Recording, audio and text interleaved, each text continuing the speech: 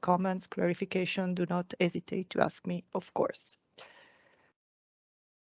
So here we have some general information about the Baltic-Adriatic corridor, RFC 5. You have the website on the top on the right. Baltic-Adriatic corridor is a corridor that is crossing over 5 countries from Italy to Baltic ports and vice versa. Here you can see that it is possible also to download some information that I'm going to release today, also from CID and PaPs catalog that is also available on our website and also on the platform of IRNE CIP. Going deep into the catalog, this year the deadline for PaT request is 11 of April 2022. The offer this year for 2023 is generally made up of 55 PaPs, daily offered 7 days a week, with the exception of some inframanager in Austria and in Italy, as OBB and RFI. Generally, we saw that almost 83% of customers' wishes have been fulfilled. What we have tried to do is really to answer to our customers' needs in order to reflect in PaPs the traffic involved. Here we have a sort of premium offer. I'm going to come back later on this, since also this year for the timetable 2023, Baltic-Adriatic corridor is going to offer extra long train PaPs and extra heavy train PaPs.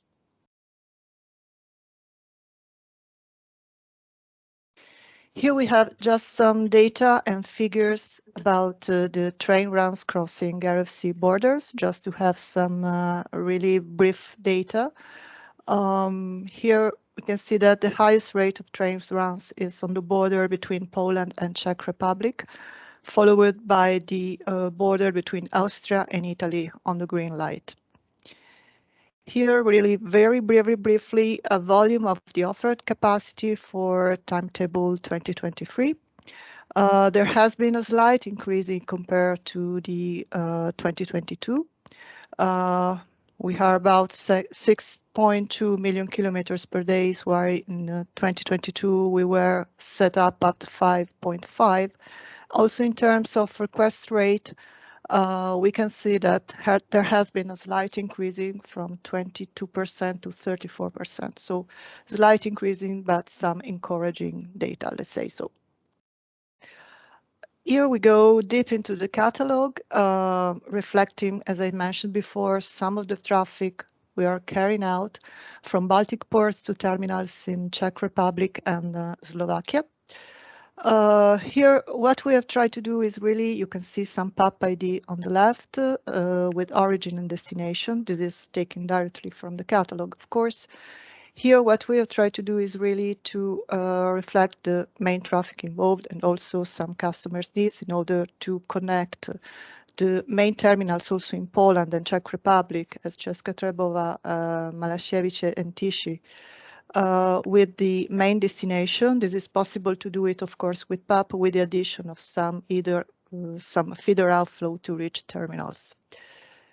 Here we have another example of other kind of traffic for automotive, in particular fuels and containers from Italy to Central Europe and vice versa. Here we have as well some PaP ID of the offers for the catalog 2023. Here the logic is as well the same. The main destination in Italy are Piacenza, Cervignano and Bologna. And what we have tried to do is also to connect those destinations to main terminals, for instance, in Torino and Fossa Cesia, also through feeder outflow.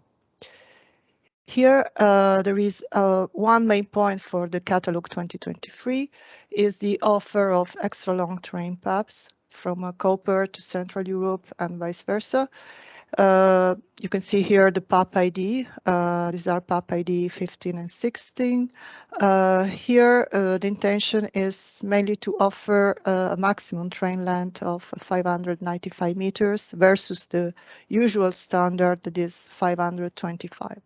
So this is one point also on which I will come back later on when I will deal with the also heavy trains. Here some PaPs offered in cooperation with other rail freight corridors, namely Rail Freight Corridor 7, 9, and 11. Just a small warning on the first PaP, NP1, related to the Ostrava location, because a total track closure during night is expected and PaP might not be available on some days. This, of course, we will inform better where we have more information, but just a little small warning. This is also in the catalog and you can find it in the catalog. Here, this was a news for timetable 2022, so for last year, but this is something that is also important to remind for this timetable 2023, is the ICM pilot related to international contingency management. This is a pilot that has been carried out in 2020. This year 2022 is already started. He has 1 year validity with the possibility of extension to be determined. That's why I'm going to tell you that, because the governance of Baltic-Adriatic corridor is probably thinking to confirm this kind of pilot also for the next year. The main principle is to really an attempt to give customers of PaPs a benefit higher than the standard paths used by infrastructure managers. So the principle is really to give priority in rerouting to customers' PaPs when dealing with interruption or disruption of international circulation. Here, last but not least, you can also find the general terms and conditions published in the Corridor Information Document 2022 in the Annex G if you want to have more details about that. Here, another main point of the catalog for timetable 2023, the extra heavy train PaPs offered between Trieste and Villach, Pordenone and Villach. These are the PaPs ID 43 and 45. Here, the offer is mainly based on the offer of maximum weight of wagons of 1,800 tons versus the normal standard paths of 1,600 tons. Let me just spend 2 words about this kind of premium offer related to extra heavy and extra long. Basically, what we see here is really the possibility for customers to order exceptional transport in 1 yearly request for a PaP. In general, these kind of requests that exceed the standard allowed are considered as exceptional transport, and therefore they are not allowed within a PaP, usually not. I mean, it depends from infrastructure managers, of course. And in general, they have to be asked to infrastructure managers several times. One request corresponds to one operation. Here, there is the possibility to have just one request, just one yearly request, and we think that from the point of view of the economic advantage for applicants and for railway undertakings, this is something to be considered, of course. Here, just some tip and advice for the PaPs catalog. In downloading the Excel catalog, you can identify and choose a PaP. This is also, of course, the catalog of Baltic-Adriatic corridor. You can copy insert the PaP ID in PCS so you can easily find the PaP to book, but this is just some very brief tips. Here, last but not least, for Baltic-Adriatic corridor, in this timetable 2023 as well, it will be possible to book short-term capacity offer. There will be some condition, of course, to be respected, but the main principle is that it will be possible to book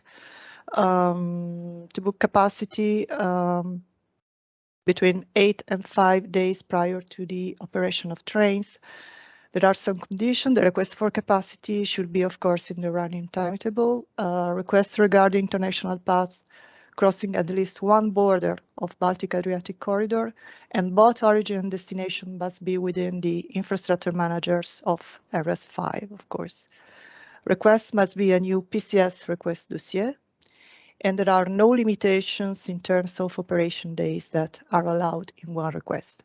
This is also something on which you can find more information on CIP and also on our website. This is of course, well explained. You can find further info if you need. So that's all from my side from the time being. Thank you very much, and I remain at your disposal for any questions you may have. Thanks.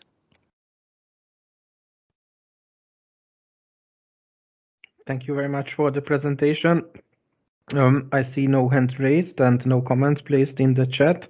So in case of no other questions, I would like to give the floor to RFC COSS, Felicia.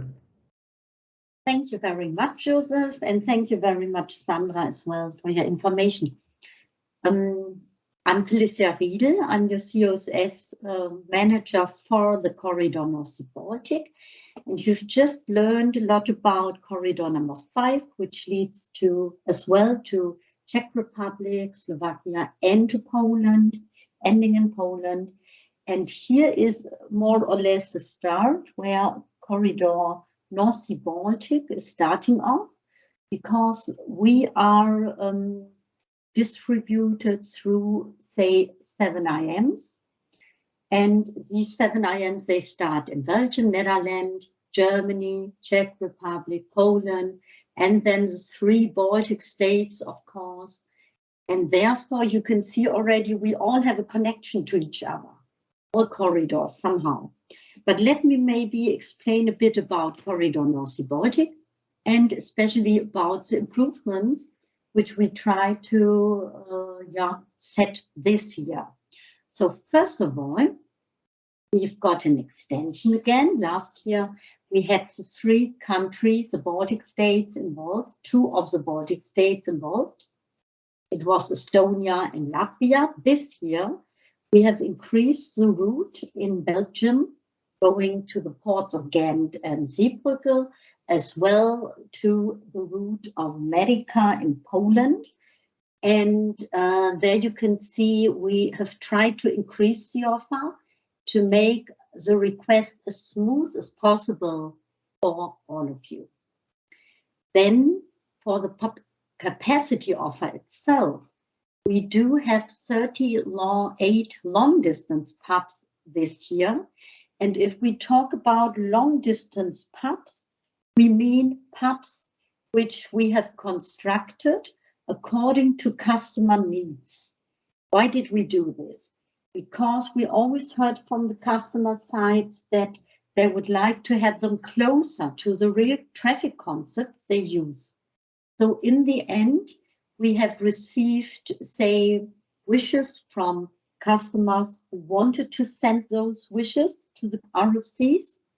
We tried to read them, learn about them. In the end, we constructed them as close as possible, either for a complete route or for partial stretches. Here, it's important to say that we do have combinations with corridor ScanMed going upwards to Scandinavia. And if we look down, we have combinations, and it's 24 long-distance PaPs relating to Orient EastMed to Joseph's corridor. And we try to combine them as good as possible to ease up your life as well in PCS. If we go back now, let me go back to the slide. There we would come to more information regarding the diversionary routes. Because this time RFC OM and North Sea-Baltic have both constructed combined diversionary routes, which are presented in the PaP catalogs, and optional diversionary routes on the Czech infrastructure. And we do have our dearest expert, Lukáš Čechan here from Sprava Selesnik, and maybe I can ask him to give a really good overview about the TCRs, which we are expecting, and the diversionary routes. Thank you very much, Felicia. Well, my name is Lukáš Čechan, and as was said, I represent Sprava Železnic, who is infrastructure manager in Czech Republic. And I would like to shortly inform you about a little bit specific PaP offer on our network. In actual timetable, we are dealing with total closure on the line between Česká Třebová and Brno. You can see it approximately in the middle of the map, which you can see on the screen. And as a consequence of this total closure, we have offered diversionary routes via Havlíčkův Brod and via Přerov for this timetable 2022. But by the end of this timetable, we are going to finish this TCR. So with start of next timetable, timetable 2023, we can offer some PaPs on direct flat route to Brno again. But anyway, there is still quite critical TCR near Pardubice, so we decided to offer diversionary routes until the end of June 2023 again.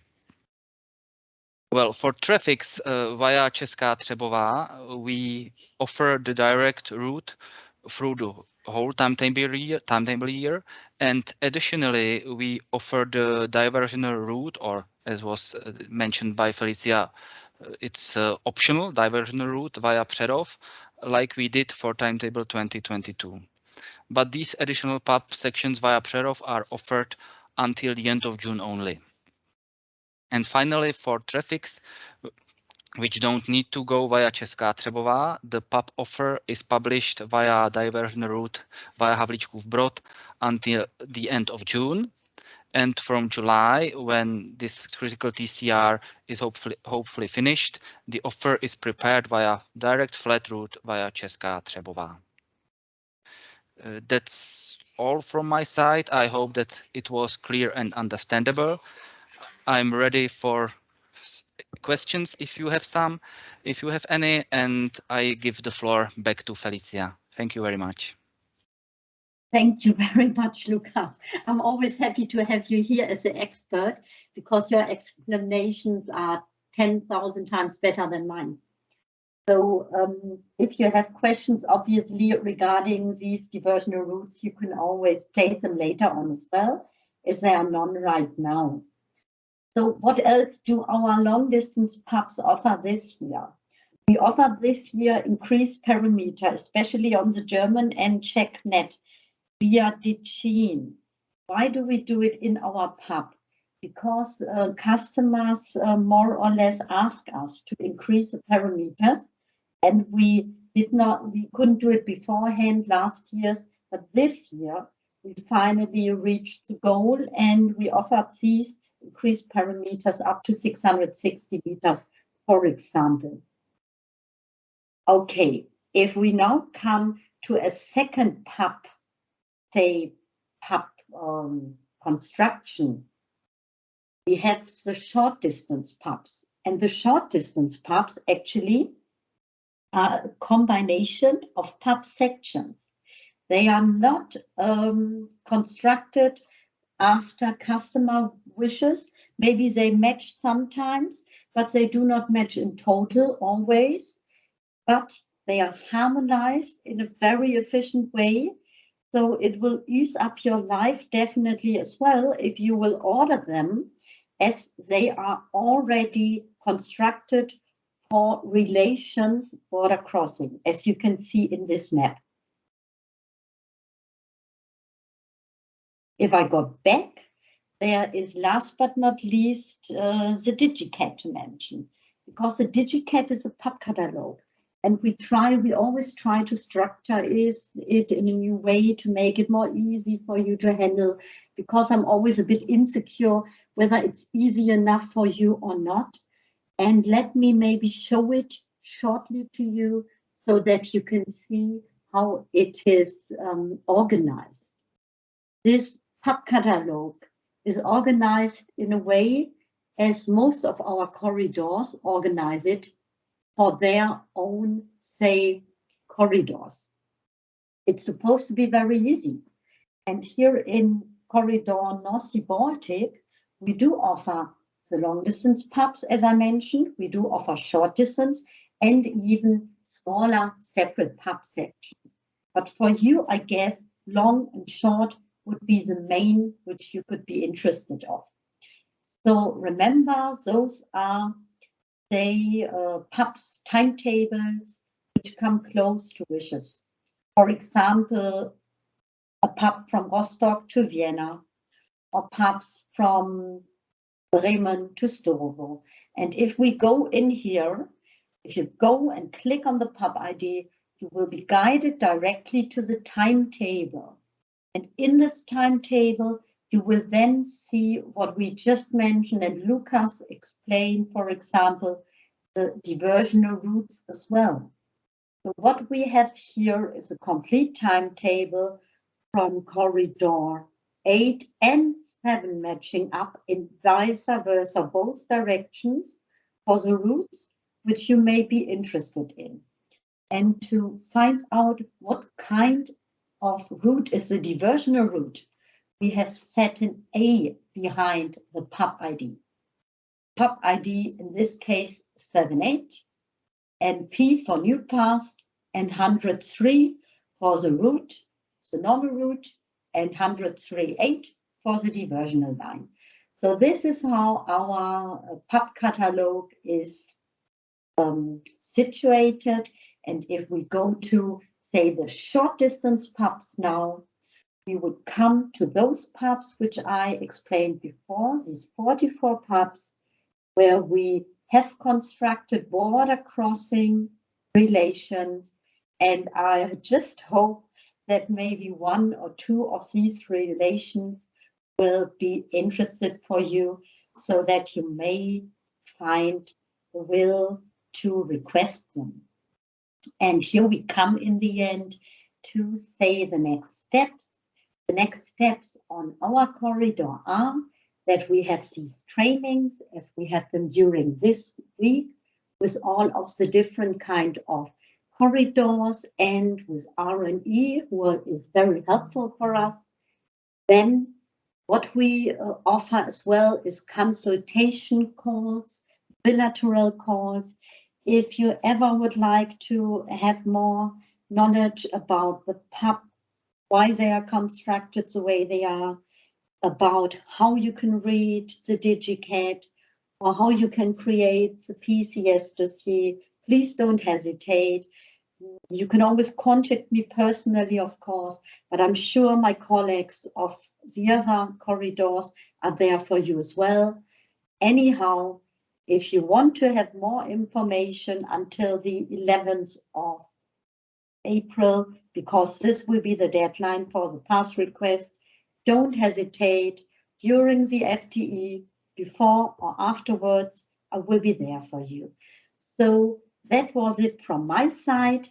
I would leave the stage to you now, first of all, which means if you do have any questions right now, then please don't hesitate.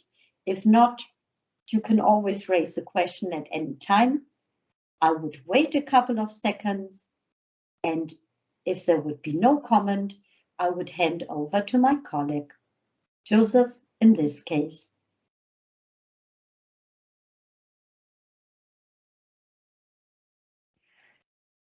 Okay, no more comments, and I see nothing in the chat.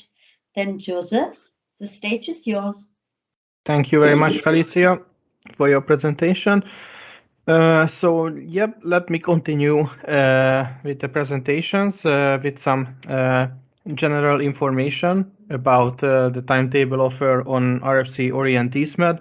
And at the end of the presentation, I will also show you some major TCRs according to the publication, the TCR publication, which of course is fully available on the website of the corridor.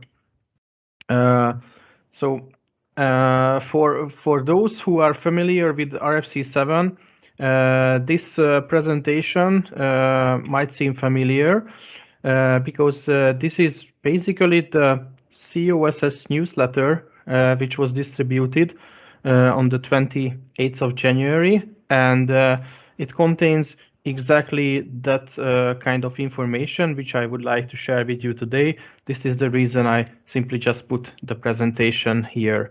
And this is the reason for having a content, for example.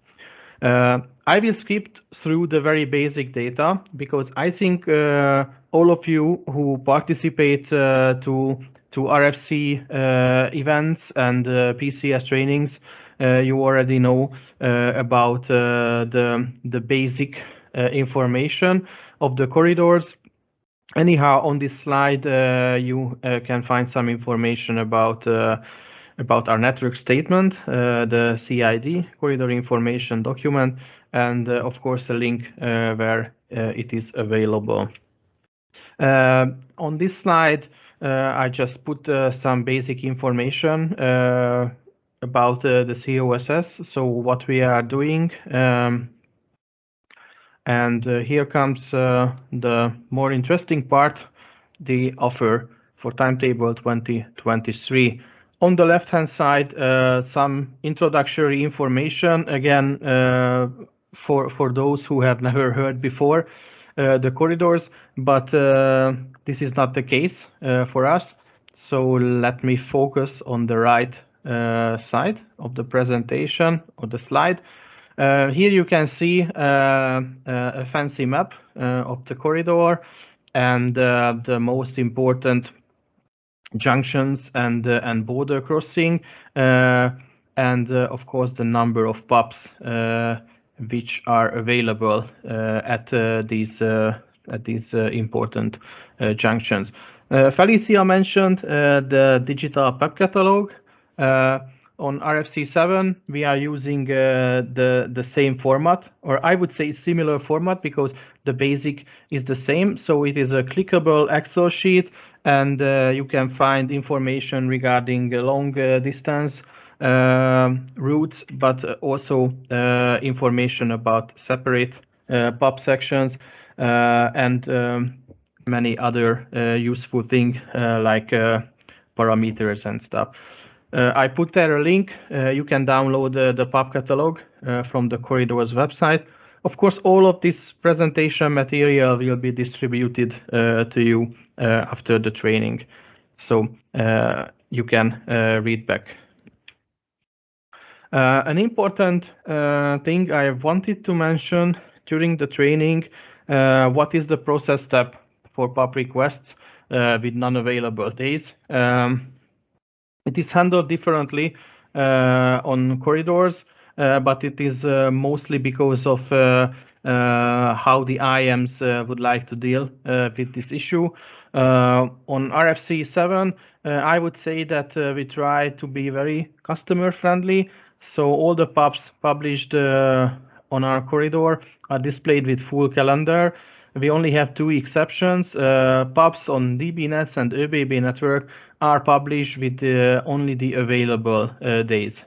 So if we have a TCR, for example, in Germany, which affect the timetable of the PaP, then those days will be excluded from the PaP calendar.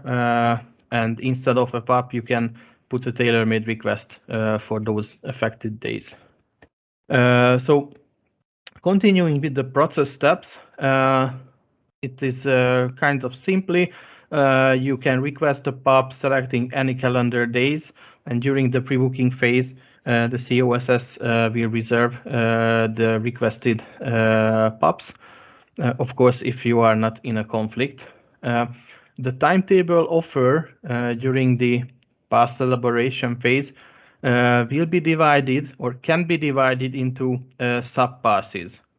So if a day is not available, the IAM will exclude those days from the PaP offer, and instead the IAM will create a sub-pass containing a tailor-made offer for these affected days.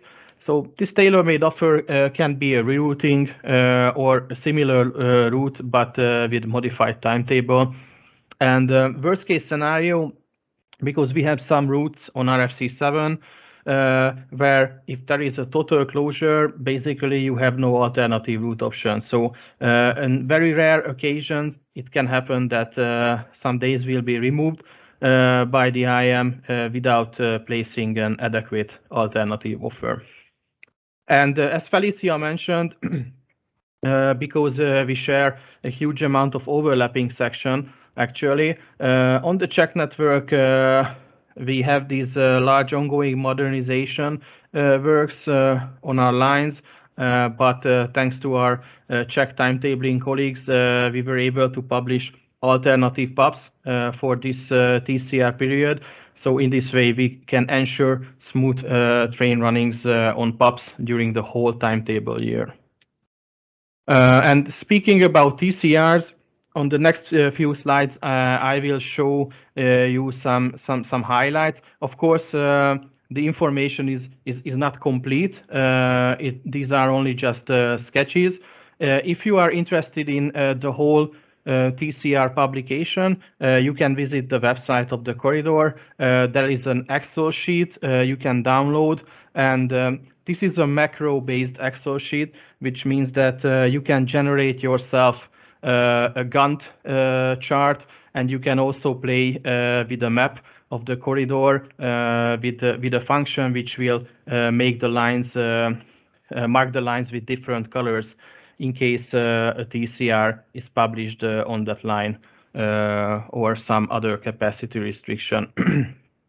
So this Czech part was already mentioned in Felicia's presentation. So let me skip and tell something about the Hungarian part, namely Gyeseb. So this is Gyeseb line in Hungary, and 3 main TCRs is published for the time being for 2023. You can see the first 2 here. First one between Győr and Csorna with an alternative route possibility via via Hegyeshalom. I see that the text here is not correct. I will correct it after the meeting. And the second one on the bottom is total closure between Sopron and Csorna with an alternative route via Szombathely and Porpát. And the third one is a TCR which affects border crossing, Slovakian-Hungarian border crossing as well. This will be between Hegyeshalom and Rajka. So during this period, you may travel either via Austria using the line Pandorf-Petržalka, or you can choose Komárom-Komárnó or Szob-Sturovo border crossing. Okay, a few words about CFR network. Basically the situation is similar to past years. So we have the ongoing reconstruction and modernization of the line Arad-Ciméria. The expected end of this project is for the time being March 2023. Until that, the capacity on this line is very, very limited due to the continuous single line operation and lots of speed limitation during the works. In parallel, there's an ongoing reconstruction and modernization on line Segesvár-Brassó. The expected end of the project is 2025. And this year, a new project will start, which is the reconstruction and modernization of the line Episkopia-Bihor-Cluj. And by modernization, I also mean that the line will not only will be fully rehabilitated, but also will be electrified.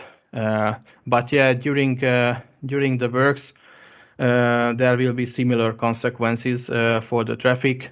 So we can expect a huge limitation in capacity. And last but not least, let me show you a few highlights on infrastructure works, upcoming infrastructure works on the Bulgarian network. You can see some total closure on the line Russe-Svilengrad. But fortunately, there will be adequate rerouting options during this period. I also marked that these rerouting will be compatible with the high cube containers as well. Another slide showing some total closures. And here you can see a few examples that, for example, this total closure between Radomir and Kulata during this period, there will not be a very good alternative route option. You can go either via Svilengrad Dikea, or you can go via Serbia, North Macedonia instead. And last but not least, some maintenance windows are also foreseen for 2023, meaning daily closures during the day. But PaPs on this route are already designed taking into consideration these time windows, meaning if the train is on time, the train will bypass these maintenance windows. So that's all from my side. If you need any help with PCS and some other corridor-related things, do not hesitate to contact me anytime. I will be happy to be at your disposal. Thank you very much. I do not know if there is any question. I see nothing in chat. So yeah, that was all from my side, and I will give the floor now to RFC Rhine-Danube. Bernd, please. Oh, thank you, Joseph. Very kind. Well, my name is Bernd Wetzel. I am the successor of Svenja Roskopf, who has left us last year in December, and I am the manager of RFC number 9, which is the Rhine-Danube corridor. Well, I'm still in the learning phase, and of course, I will try to give my best knowledge to you. Well, the corridor number 9 is an international corridor with 7 countries participating. As you might know, it's France, Germany, Austria, Czech Republic, Hungary, Slovakia, and Romania. And of course, we have overlapping with Joseph's number 7 corridor, the Sea Orient East Med corridor. So let's start with the capacity wishlist results. And the next slide, please, Joseph. Yeah, that's it. Thank you very much. Well, we have here the wish list which was sent out last year, and the deadline was the 15th of August in 2021, and we received 77 wishes in total, which means that we, of course, have now 11 more wishes compared to 2022. Well, what can we say about the wishes? That lots of the wishes were fulfilled, and would like to say that one PaP offer had to be rerouted via Episcopia. This is the border to Romania. Instead of the line Bekeș-Cabalăcuș-Șaza, this is the line going to the Romanian border. This is due to TCR's plant, and the line was reconstructed of the line. So the alternative route, the diversion route, is not so attractive because it's a diesel single line, as I might know, and it's a diversionary line. So what we can see here is that we have, yes, you can see the 36 west-east direction, 41 east-west direction, and of course we have RFC 9. It's the blue one, and would like to move to the next one, please. And over here we have a more detailed overview. We can see the common overlappings are the Rhine, the Danube Black Sea axis, and the Czech-Slovakia axis. So the next page, please. Thank you. We have now going to the PaP offer in year 2023. And you can see the sharp eyes maybe have seen that compared to 2022, we have a lower figure, which means this is the kilometer distance per running days. So we have now above 18 million kilometers offering today compared to 19 million kilometers in 2022, which does not mean that we have now a lower capacity and lower amount of PaPs offered. This is just due to the fact that ÖBB only offered calendar days that the customer has requested. So they had not extended them to the 7 per weeks PaP offer like DB nets and as you can see here down in the bottom line.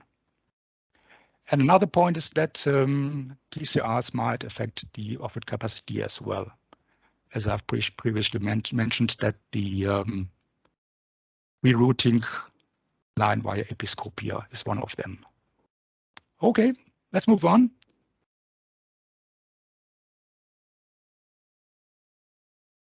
So we have once again a little more detailed information, giving you a collaboration of the overlapping sections, and you can see the dark blues are the RFC corridor 7 and 9, and the lighter blue one is the RFC 9 amount only. Okay, let's move on to the next one, which gives you once again information about the schematic map we have here, and maybe I'll give you some available PaP offers. For example, we have available in the direction from us, as we have German listeners here, from Aschaffenburg to Nuremberg. We offer, for example, 6 total PaPs in both directions. We have in Passau available 8 PaPs in both directions. Internationally spoken, we have in Reykjavik 6, and the Romanian border between Ferencváros and Tolokosáza we have 12, and the diversion line via Episcopia, Bihor, we have 4, in total 4 PaPs available. I think that's all. No, that's not all, of course. We have a PaP catalog, which is a very handy tool we have here. For example, if you see the right one at the right hand side, and you click on it, you go downstairs, you see exactly what you get. You get the PaP IDs, which can be copied and pasted, and can be copied and pasted and fulfilled in the PCS system, and you can make your booking quite easily. Or on the other hand, you have the parameter mix on the left-hand side. You can see distance and comment tables. And well, as I said, this is a quite handy tool I would like to recommend you to use. Well, I think that's it. Now we're coming to the end. And well, if you have any questions, you can contact Joseph or, of course, me. And of course, at the moment, he is more experienced, but I will speed up a little bit. And on the other hand, you can, of course, go to the RNE website for more information about PaP catalogs and documentation, whatever you want. So if you have any questions, do not hesitate and contact us. Thank you. Thank you very much, Bernd, for your presentation. And now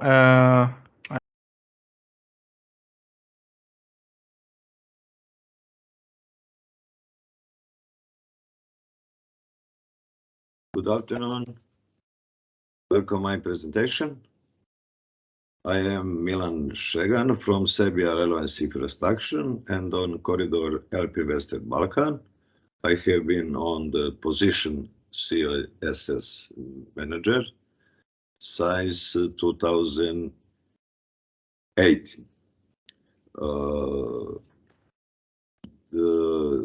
This slide shows the basic information on Alpine-Western Balkan corridor. Please, thank you. This slide shows the basic information on the Alpine-Western Balkan corridor, countries participating, the principal route with late through the countries to which the corridor belongs. Next slide, please. This slide shows the table with PAP offers. 10 routes are offered for the timetable for 2023. 4 on the route Salzburg, Ljubljana, Most, Salzburg. 2 on the route Salzburg, Gling, Zagreb, Salzburg, Gling. 2 on the route Wels, Dobova, Wels. 2 on the route Ljubljana, Zalog, Svilengrad, Ljubljana, Zalog. Next slide, please. This slide shows the PaPs catalog for timetable 2023.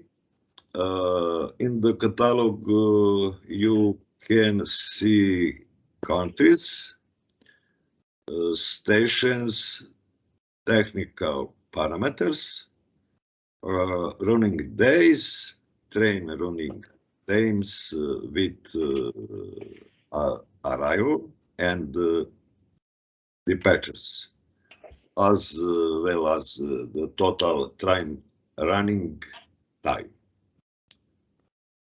Next slide, please. Next slide, please. Okay, this slide displays key performance indicators. As you can see on this slide, the PAP capacity offered, PAP capacity requests, and PAP capacity pre-booked in increasing from year to year from 2021 to 2023.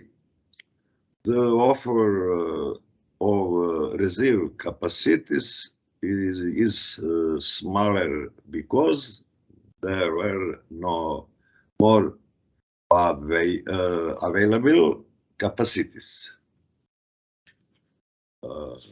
Next slide, please.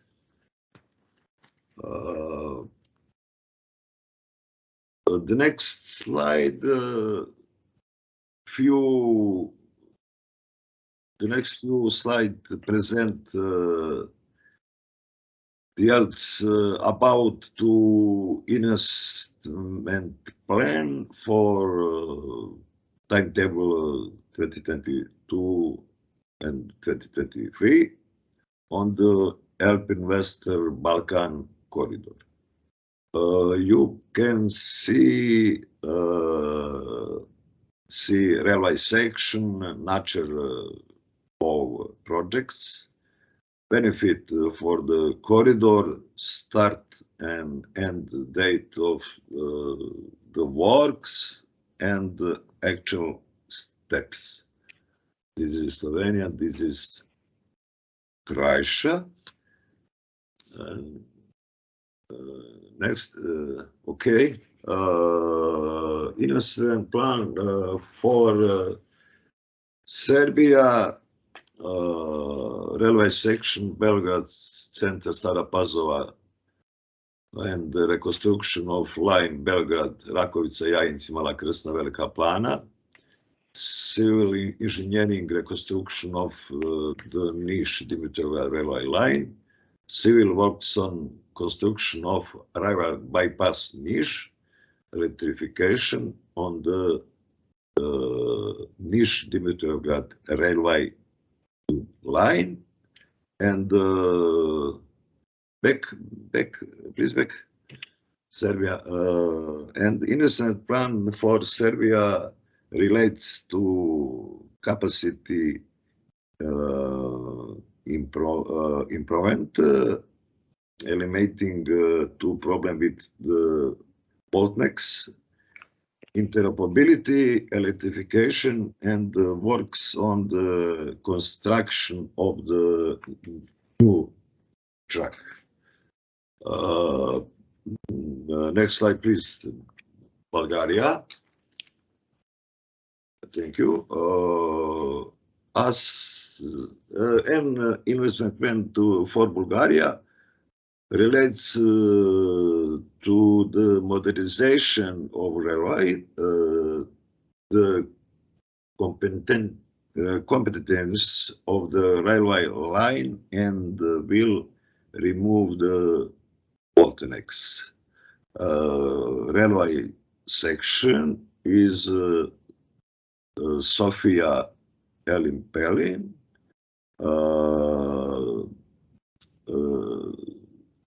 The project will improve the competitiveness of railway line and will remove the bottlenecks. And Pelin Constance section work are performed in 3 sections. Start works 2018 and works 2018-3. The project will contribute to eliminating the problem with the bottlenecks. Next slide, please. Constanzi Settembri section start works 2018 and works 2022. The project will improve the competitiveness of railway lines and will remove the bottlenecks. And Sofia Volujac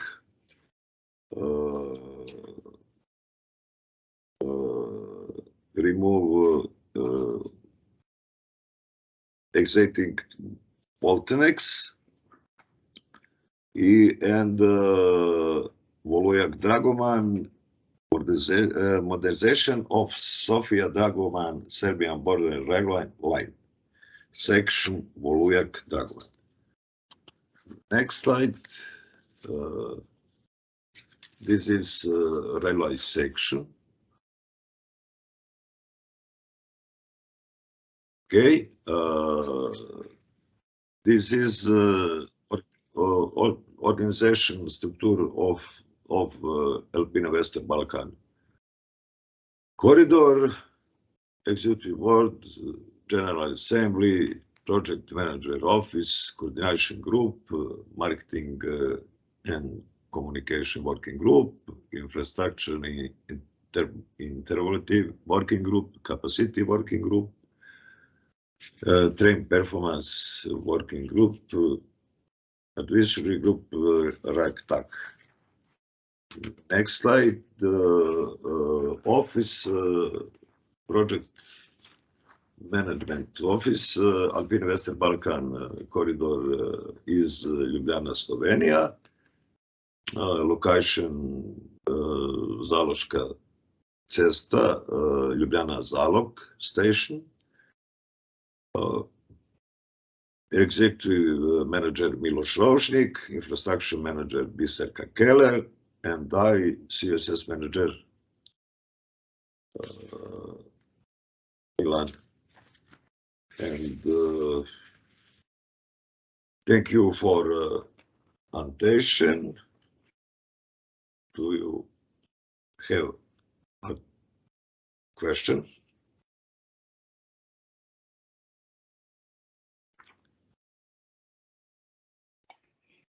Thank you very much, Milan, for the presentation. And now I would like to give the floor to COSS manager on RFC Amber. Roman, the floor is yours.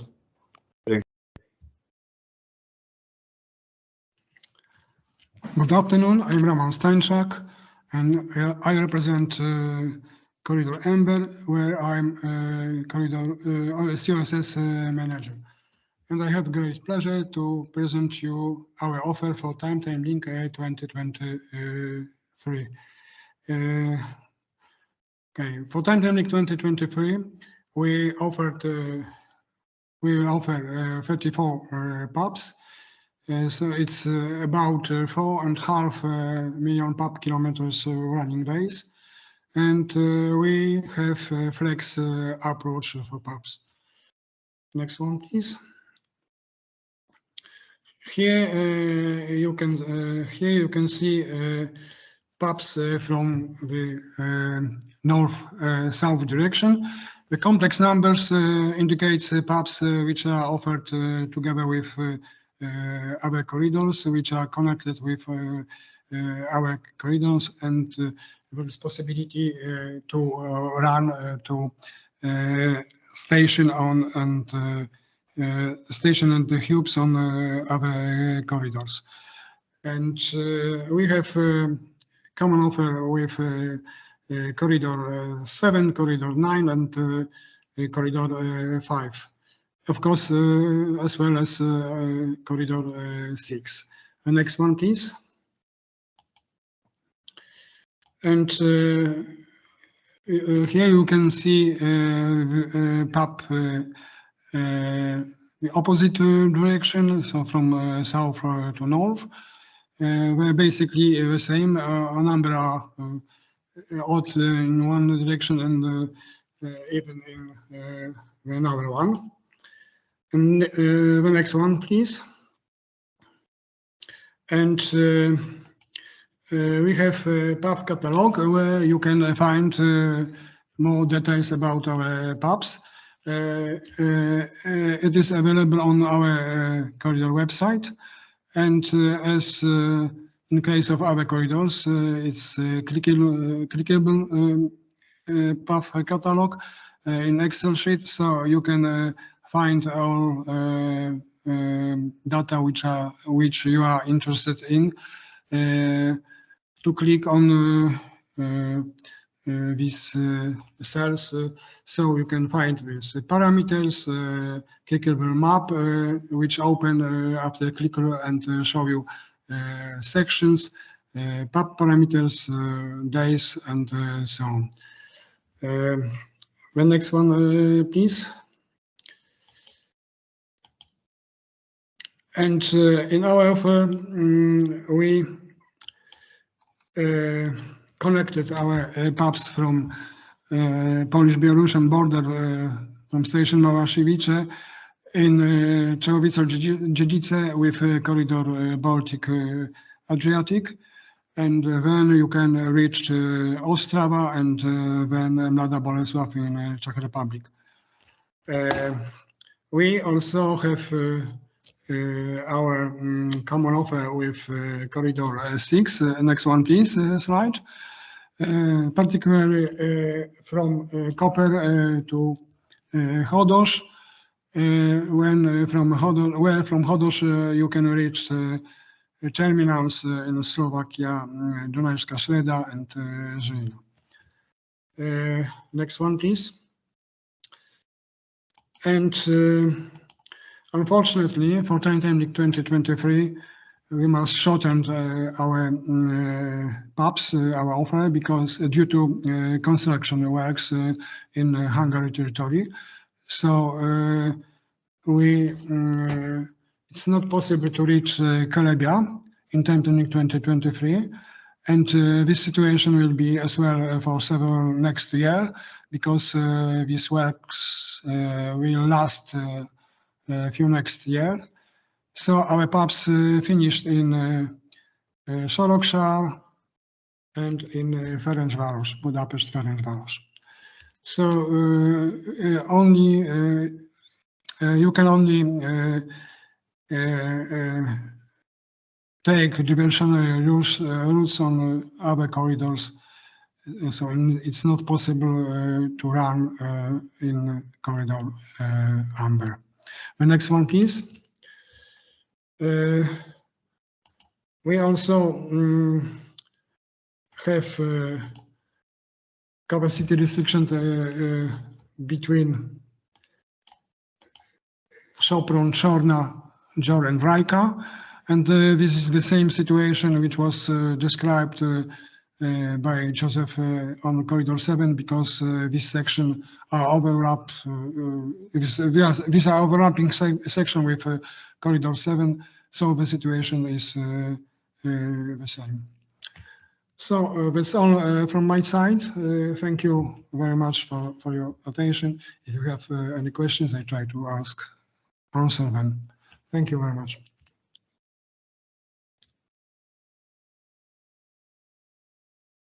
Thank you, everyone, for your presentations. Okay.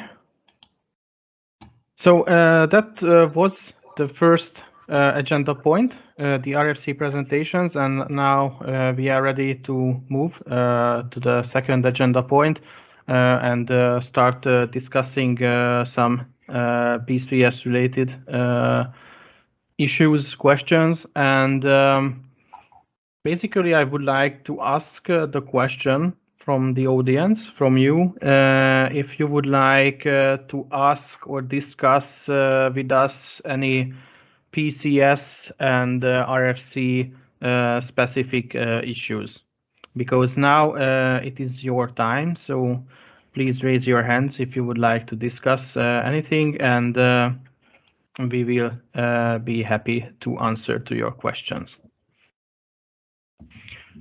I wait a few seconds.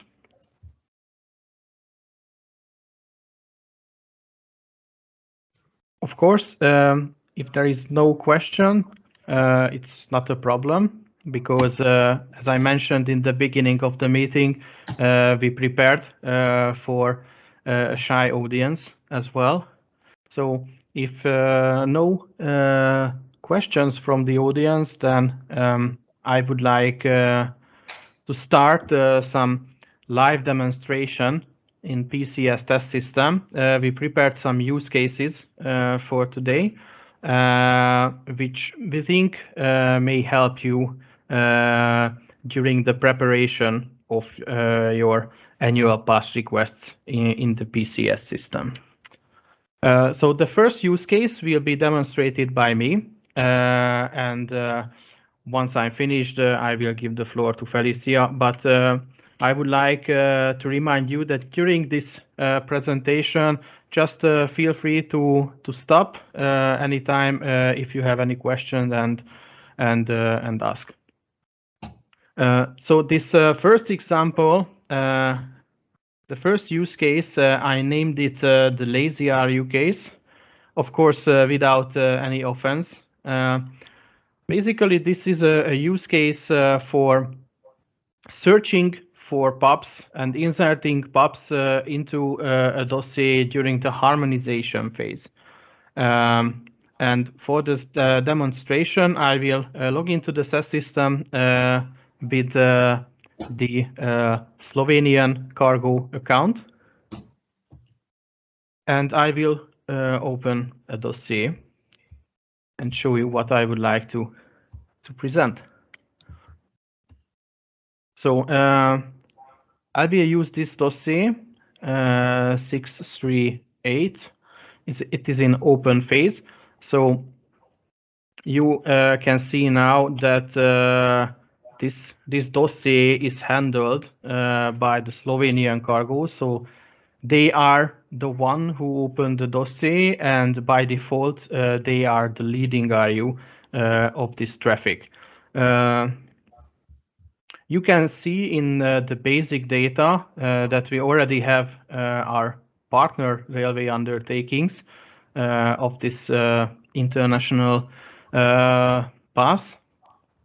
And you can also see that this train will go from Slovenia to the Czech Republic because we already have 3 RUIM pairs. In the Slovenian territory, of course, the Slovenian cargo, us, will be the railway undertaking. In the Austrian part, the partner RU is Rail Cargo Austria for the time being, and on the Czech territory, ČD Cargo will be our partner. Of course, this dossier is only just a fictional for the demonstration purpose. So in case you find any matching data, it is only by coincidence. So here you can see the outline. This train is going from Koper to Ostrava. And as you can see, this is a very basic outline, basically fulfilling the minimal requirements of a PCS dossier. We have our territory, and according to the rule, each territory must contain at least 2 operational points. So in this territory, we have our origin point, Koper-Tovorna, and we have a border point, Maribor. On the second territory, we have again a border point, Spielfeld, and the second border point. This is tricky because geographically, Czeslaw is in the Czech Republic, but as you can see, this is under ÖBB responsibility because the arrival time shall be given by ÖBB. So in this way, we can also fulfill the requirement having 2 operational points in a territory. And last but not least, the third territory contains again the border point and the destination, which is Ostrava-Kunčice. So our task here is from the Slovenian part, we created this outline, and for us, this is fine because, as I said, we are fulfilling the basic requirements of the system, and we do not want to do anything more. So we are going to control, and we simply release harmonization, meaning that all the partner RUs now will have access to the dossier. They will be informed about this request, and it is up to them now to do anything they wish under their responsibility. So they can replace the timetable with a PAP section. For example, they can change some parameters. They can also change calendar days, but of course, if it affects the international calendar, then they will need to make some further negotiation with their partners. So the dossier is in harmonization, and for this demonstration, I will log in as CD Cargo. So assuming that CD Cargo likes the RFC Baltic-Adriatic activities, they decided that they would like to request as many PaPs from this corridor as possible. So now we have this this dossier. I believe that was, yeah. We open this dossier as CD Cargo, and first of all, again, we go to the applicant timetable and check our territory. And we can see that according to the plan, this train shall depart from Czeslaw Prenadraži at 5 o'clock, around 5 o'clock, and arrive to the destination at around 7:45. And for us, this is okay. So we can agree with this timetable, but we would like to replace this tailor-made with a PAP because we would like to have some priority for our trains. So what we can do now, we can start searching for a PAP. And for that, we shall click here at PAP, and this will lead us to the PAP search field, which is also accessible through the pre-constructed product. But in this case, we are accessing it from the dossier. As you can see, it is already filled because the system stored the previous search criteria. But let's assume that we are starting everything from scratch. So what we can do, how we can search for PAP. If we are familiar with the PAP catalog and we already know what we would like to request, then the most simplest thing is just start typing the PAP ID. In this case, like C5NP, and I believe it was 106, but but I'm not sure. Or if we do not know what to search for, we can just start filling the necessary search field, Baltic-Adriatic. For the direction, we select all, but in this case, it's only enough to see what is, from source south to north, or maybe from east to west. It's better to select all. It's always better. And now we can see the results. It's a ton of PAP dossiers, like 445 items. Of course, we are not going to go through them one by one because that would be crazy. But what we can do, we can use further search criteria. For example, we know where we would like to go, so we can put here Ostrava. And I do not have special characters, but I think Kun will be enough. Yes. So now we only have like 18 dossiers with the destination Ostrava Kunčice. And as I mentioned before, the arrival at 7:45 would be okay to us. So let's search for this ideal timetable, and there it is. So we found it. Yes, this one. The PAP ID is C5NPO16. So once we have the desired PAP section, we can add the section to the dossier. Now the next steps will be this famous reordering procedure, when you can just drag and drop the section and you can replace them in case the order is not appropriate.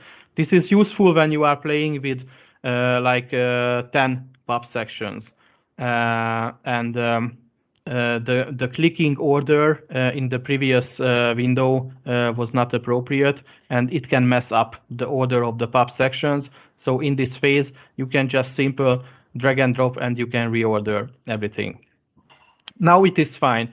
I see the duplication, of course. This is confusing, and it will not stay like that, of course. But now we can click to continue. So now we have the basic timetable view, and as I mentioned, we have duplicated operational points because the system still have the original tailor-made section created by the leading RU. But since we have a PAP section here, we can simply replace. So we no longer need this tailor-made section. So just click delete for now. And what we have now is only the PAP section. And of course, we can play with the times a little bit because it's a flex PAP. So we can adjust the times. We can also place the train number. I don't remember by heart what was it, so I will not put there anything now. And if it is fine, we can continue. This is the famous part, the train parameter section. I remember the old days, the PCS legacy days, when you had to fulfill the train parameters for each operational point, but now it is the 21st century, so we do not have to do that anymore. We can do it like this, fulfill the parameter requirements for one operational point, and then we will copy everything. And please watch what I'm doing now. I'm inserting the weight carriages set and the length carriages set. And you can see that we already have a locomotive. Let's assume that we will use this loco. So I will not change it for now. And you can see that it's already in the system, the traction weight and the traction length. So if you click the reset pre-calculation button, after entering the weight and length carriages set, the system will automatically calculate with the defined locomotive. And of course, we can do this as many times as we want. So if I update here, just click again to reset button, and it will update as well. Train max speed, of course, this is a mandatory parameter. And let's give a brake type. It will be P70. I will not care IM parameters now because it is very national specific, and the railway undertakings know that better. So once we are done, we can just click save, and we will copy everything. So we do not have to do the same exercise again. We click copy parameters, we select what we would like to copy, and as you can see, the system will highlight our decision. So we copy the common train parameters, and we can copy traction details as well, and let's say activity types. So all of this will be copied to these stations. And that's all. So we fulfill the parameter requirements. And now we can continue and select the calendar days.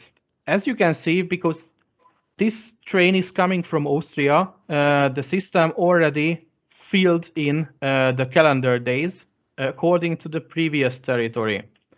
And you can also see that although the train is running on days 7, the 11th of December, which is also a Sunday, it is not selected. And this is because when you arrive here, 11th of December, you have to depart from Slovenia one day before, and that Saturday is outside of the validity period. So this is why the system automatically removes the first Sunday. Previously, it was a problem in the system, but now there is no first Sunday issue anymore, unless you manually override this one. And since this PAP is available for the whole days, let's put a twist here and say that, okay, but I would like to run this train between Zseslav and Ostrava all days in the year. We can check the availability of the PAP, and I see no warning messages, which means that the PAP is available for all days. So why not? I would like to order it for all days. So let's see the preview. It shows us the sub-passes. For the time being, it seems that everything is fine. So let's just click save. And here you will see the surprise. The system will show you the warning of extra running days.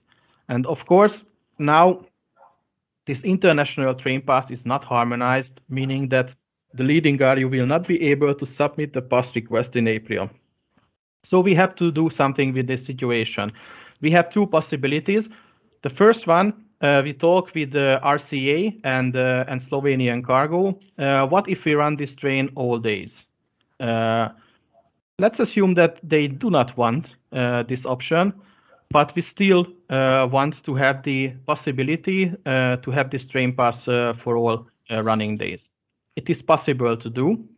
So what we will do now,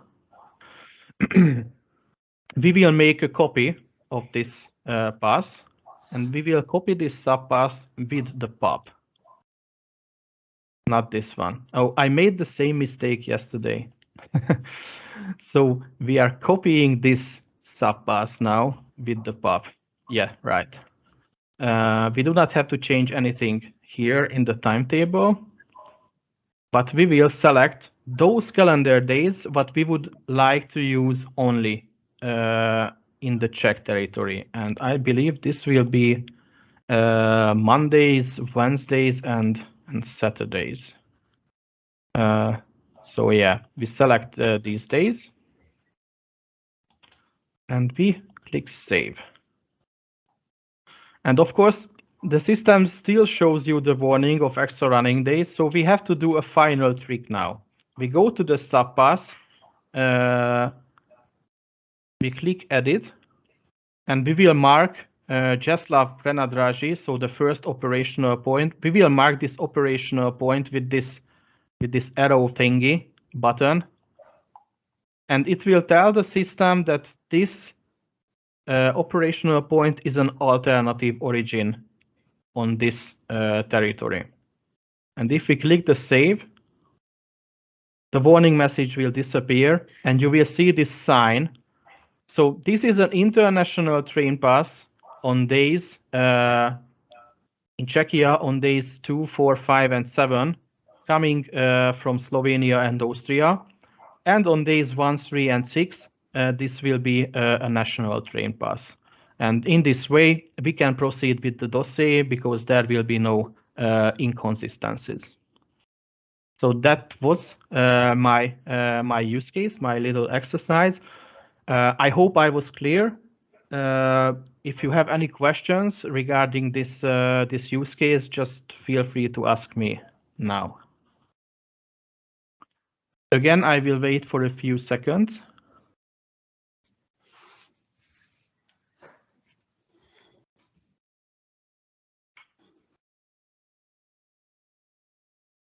And if no more questions from the audience, I would like to give the floor to Felicia, and she will show you another very interesting use case. Thanks. Thank you very much, Joseph. I think this was really clear what you showed and very detailed. Maybe let's try to share my screen with all of you. And what we are going to see in a minute is how you create a dossier which has a diversionary route, which means you create a dossier for the route, for example, Bremerhaven to the Roxbury. And you do have a diversionary route which we offered you to TCRs on the Czech net. And what we try to do here is we will enter this diversionary route in the dossier. So go to PCS first of all. I have already entered the name here under the support. In this case, it's Linnaeus, but it doesn't matter. As you know, you could fill in the PCS test your own company name, and then you would be there and could try to create your own dossiers. All right. What we do next then is you have two possibilities of how to create a dossier with these PaPs. Joseph showed you already how to add PaPs. And if you start the creation, I would always recommend to choose this pre-constructed products button. But obviously you could go on with new dossier, starting a new dossier also. But if we take this pre-constructed products button, then we come to this PaP search, which you have seen. In this PaP search, you will filter in the pre-arranged paths because those are the ones which you are interested in. You will fill in the directions. We always recommend to keep all directions in here. And you fill in the corridors where you think the PaP is involved in. However, we do have these PaP catalogs, these digicats, which we do for you, create for you, and where you can look or see, reach the PaP IDs more easily. And this is what we recommend as well. You can either search for a PaP directly in PCS, and then you might have sometimes thousands of PaPs, or if you already know about the PaP ID, which you find in the different kind of PaP catalog, then you could enter it to this PaP ID field. In this case, what we do now is we search for it, and there you can see already for this PaP 105, we have a lot of different kind of PaP sections, obviously, because this route goes from Germany down to Hungary. And this is, I think, a big advantage that Joseph and me and other corridors do it as well, that we have these combined PaPs where we try to build a long distance route. So it might ease your work. However, I will not now search for all or add all PaPs in here to ease it a bit, I would just take Duchin Vychot, Colin. I will take Colin and Cheshka Trebova, route 105. We will still go from Cheshka Trebova to Brno, and then we will start selecting the new dossier. Obviously, this, if you would request it like this would be a national PAP pass. And national PAP pass would not be possible to request, but you would, of course, have a feeder on outflow, which would be border crossing. However, to ease this case, I just add in the Czech part now. So what happens is we come to the process phases where you can see all kind of process steps you need to follow before the dossier is created. So first of all, we have the reorder PaPs, which means that in case the route would not be correct, like I did it now, you leave from the Duchin, go to Colin here, then you are suddenly in Cheshka Trebova, which could not be possible. So you can see the route is not correct, as after Colin, we would start again with Colin to go to Cheshka. So how do I do it? You go on here and then just shift easily with a cursor the different kind of timetables. Okay, continue. Continue, we come to the applicant path, where you now have the same timetable, but more detailed information regarding times, for example. What you can already do in here is you can change the times, for example. We won't do it now because this is nothing we would like to see today. You come to the point where you have the next one is the dossier level parameters. These are parameters which are asked from IM sites. They are on the right head of a dossier. That's why they are called dossier level parameters. And you do have to answer at least this one. Every dossier parameter or every field in PCS which need to be supplied always has this star. In this case, we can skip it because entering train parameters or dossier level parameters, you can do it anytime. So we skip it to make it easy, but we would have some parameters in here because we say, no, we want to have parameters. We want to add them already in here. So what do? We say our train this time will be, no, not 16,000, it's 1,600, and the length will be 630. To fill this train weight field in here and to have train length in a correct order, you only press reset pre-calculation, which is there since, I think, 2 years. And then the data is being calculated by itself because all the lengths and meters we have, or the tonnage of the loco type, which is included in train weight, train length, is indicated in PCS in the backup system. So this is quite comfortable, I guess. We have to save, obviously, we save. And then you have the possibility, copy train parameters, that you say, yes, this new train parameter should be copied to the complete section.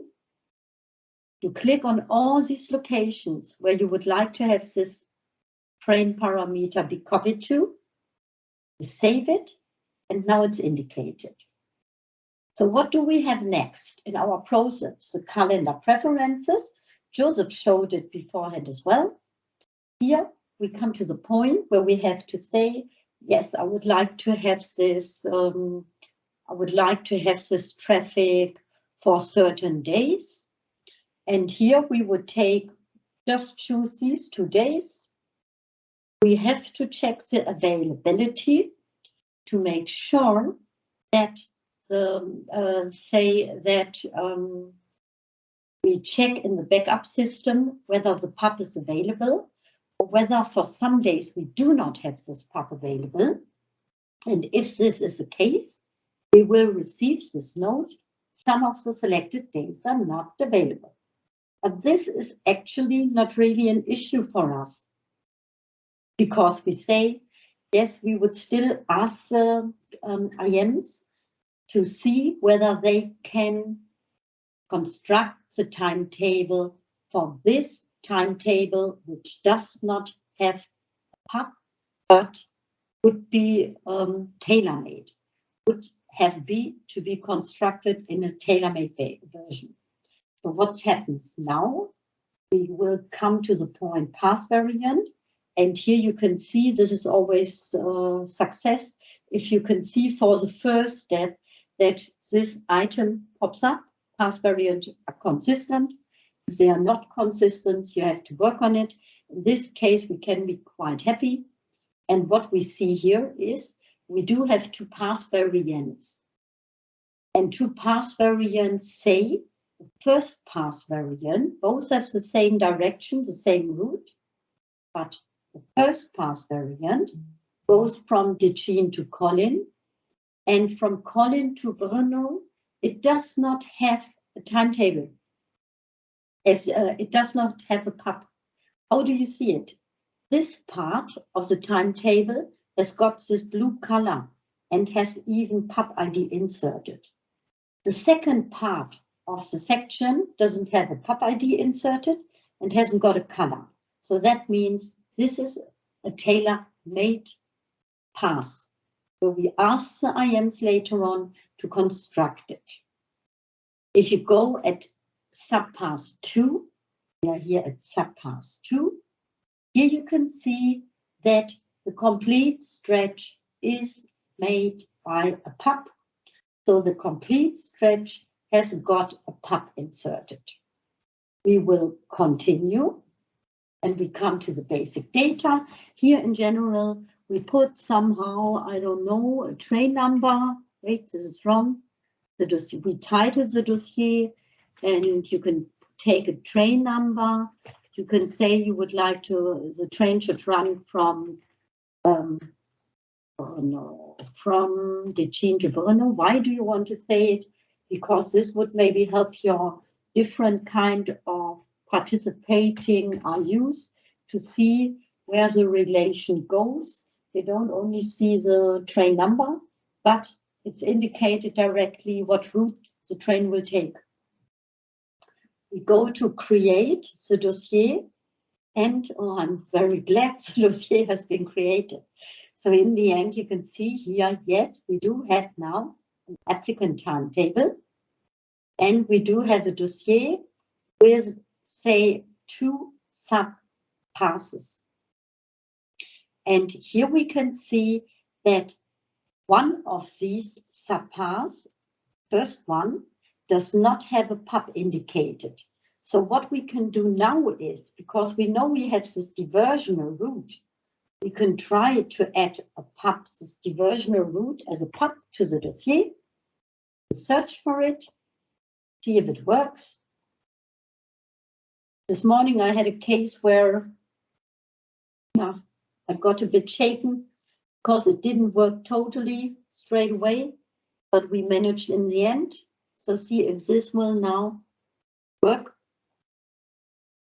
So here we come again to reorder the process, because I insert the new PAP, or try to insert the new PAP. And here you can even see it. It's marked in blue again, because for the first half year, we have this diversional route. So we continue first of all. And here we can already see, we have this PAP, but then we still have, secondly, the same route, but as tailor-made, and below we have the PAP. So what do? The route, which is tailor-made, we do not need anymore. So we delete it, as we do have the diversional route as a PAP. Okay, let's check. How does it look like? Decin to Kollin, and now Kollin with 105 down to Brno. Okay, we continue. We put the parameters in here. We add the days in here. We do not have to do it because they are already added in here, as you can see. So this is predefined by PCS, which helps as well. We try to check the availability, show the preview, try to save. And once it's saved, hooray, we've got our new PAP dossier. And what is the difference to the one we did before? If you remember, in the dossier you saw before the timetable, we did have the subpass, and from Colin on we had a tailor-made. But we inserted in a very easy way the PAP for the diversionary route, which is here. Here you can see the PAP for the diversionary route.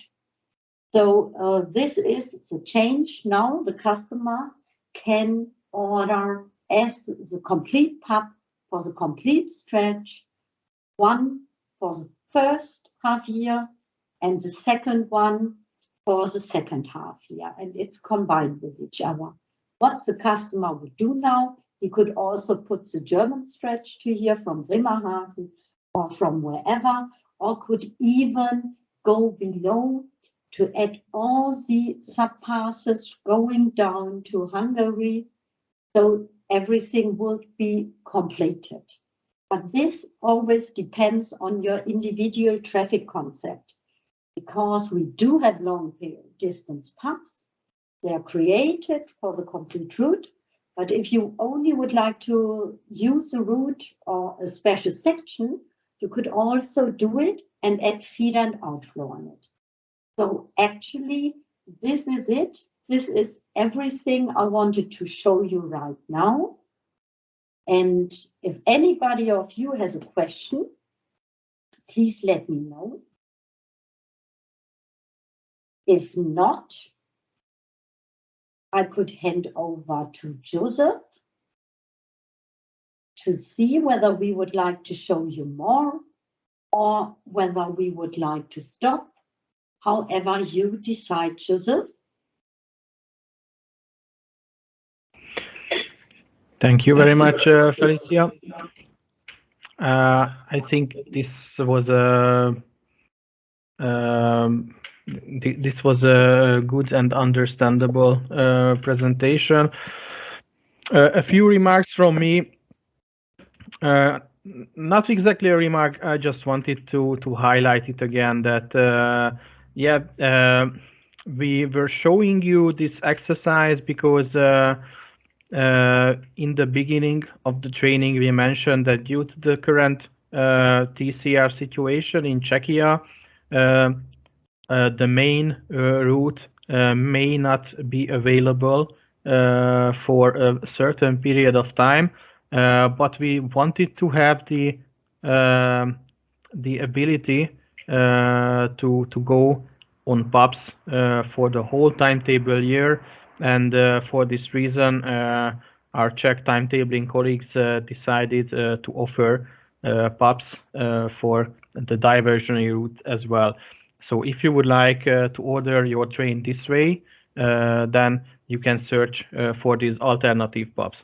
And by the way, searching will be easy because if you already have the main ID, so for example, what we shown today with Felicia, a train from Germany to Hungary, it has a PAP ID ending with 105.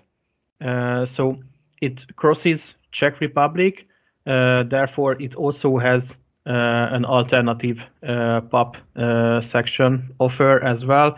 So if you would like to search for that, you just simply add a letter A to the end of the PAP ID. So instead of 105, you shall search for 105A, and you will find the alternative PAP offer.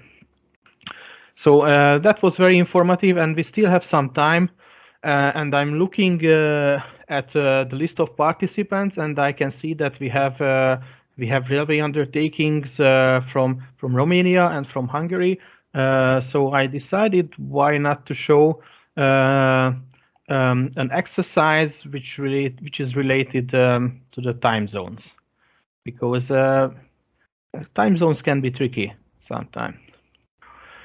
So now I'm sharing the screen again. Hopefully you see that. And I'm again in the test system, and I would like to log in with Rail Cargo Hungary, because they are nice people. One of them just have left. And I will show you just very briefly what is the situation with the time zones. And I will show you the difference of a good and the wrong dossier with two separate ones. So the first one will be a dossier with PaPs, and it is easy to differentiate, because if a dossier has a PaP, it means that the COSS shall be the coordinator, meaning that instead of the classic RU-IM pair, there will be three actors through the procedure. So there will be a railway undertaking, an infrastructure manager, and the COSS. So you will see three dots under each other and not only two. This is the easiest way to find out whether a dossier contains a corridor product or not. That was just a tip. So I'm opening this dossier now. It is very simple, again, just for the testing purpose. This is a train from Kurtis to Lökösháza, 15 kilometers. And if I go to bus variants, yes, this will be the right view, because now I can see the whole timetable. So you can see just basic background information for those who not know. In Romania, you have a time zone, Central European time +1. So Eastern European time is Greenwich Mean Time +2, while Central European time is Greenwich Mean Time +1. So in Romania, the train from Kurtis, the train shall depart in 14:15, and the travel time between Kurtis and Lökösháza is 15 minutes. And you know, these are the virtual border points. So this is border station A, border station B, and the travel time is 15 minutes. And as you can see, the train departs from Romania at 2 o'clock in the afternoon and arrives to Hungary at 1 o'clock in the afternoon.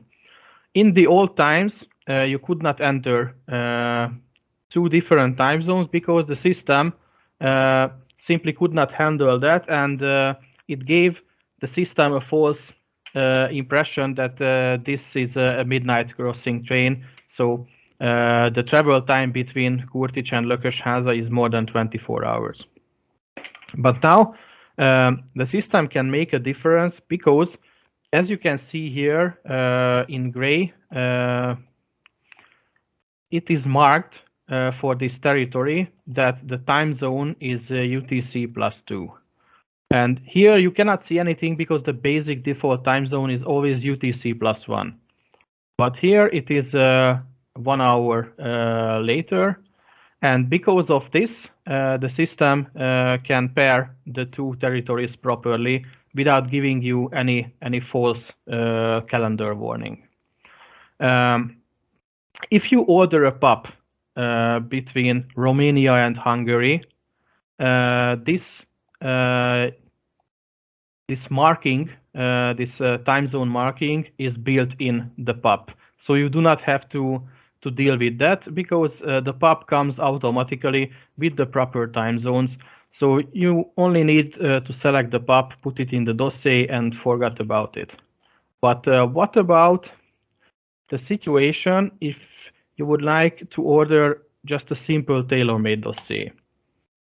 Now, if you don't pay attention to the time zone issue, then you can have some surprises, which will, of course, prevent you from submitting the past request, because you will see a ton of error message that calendar is inconsistent, and you will start thinking about what's wrong, because basically you just entered the same data here. So departing from 14:15, arriving to Lökösháza at 13:30. So what's wrong?